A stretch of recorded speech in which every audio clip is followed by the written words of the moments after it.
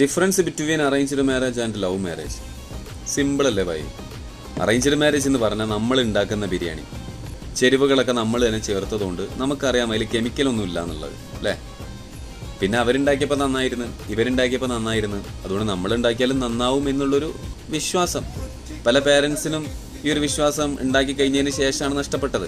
വായിൽ വെക്കാൻ പറ്റാത്ത കോലത്തിലുണ്ടാക്കിയവരും ഇല്ലേ? ഉണ്ട്. അതുകൊണ്ട് എനിക്ക് കൂടുതലായിട്ട് തന്നെ പൊക്കി പറയാനൊന്നുമില്ല. ഇനി ലവ് മാരേജ് നമ്മൾ ഓർഡർ ആക്കുന്ന ബിരിയാണിയാണ്. നല്ല സ്മെല്ലുണ്ടായിരിക്കും, നല്ല കളർ ഉണ്ടായിരിക്കും, നല്ല സ്വാദുണ്ടായിരിക്കും. പ്രണയിച്ച് കല്യാണം കഴിച്ചവർ കണ്ടിട്ടില്ലേ? ഭയങ്കര ഹാപ്പിനെസ് ആയിരിക്കും പുറമെ. എന്നാൽ എന്തൊക്കെ കെമിക്കൽ ഉണ്ടെന്ന് ആർക്കെങ്കിലും പറയാൻ പറ്റുമോ? അവരുടെ ഉള്ളിലെ വിഷയങ്ങൾ എന്തൊക്കെയാണെന്ന് ആർക്കെങ്കിലും അറിയോ? ഇല്ല. അത് മാത്രമല്ല, പെട്ടെന്ന് മടുക്കും ചെയ്യുക ബിരിയാണി. ശരിയല്ലേ? 5-6 വർഷം കഴിഞ്ഞാൽ ഫുള്ള് അട്ടിയും പുട്ടിയും റാത്തീവല്ലേ? അതുകൊണ്ടൊക്കെ തന്നെ ആണല്ലോ നമ്മൾ വലിയ പ്രതീക്ഷയിൽ ബിരിയാണി തിന്നാൻ വേണ്ടിയിട്ടിരിക്കും. എന്നിട്ട് വായിൽ വെക്കാൻ പറ്റാത്ത കോലാന്ന് കാണുമ്പോൾ കണ്ടിട്ടില്ലേ?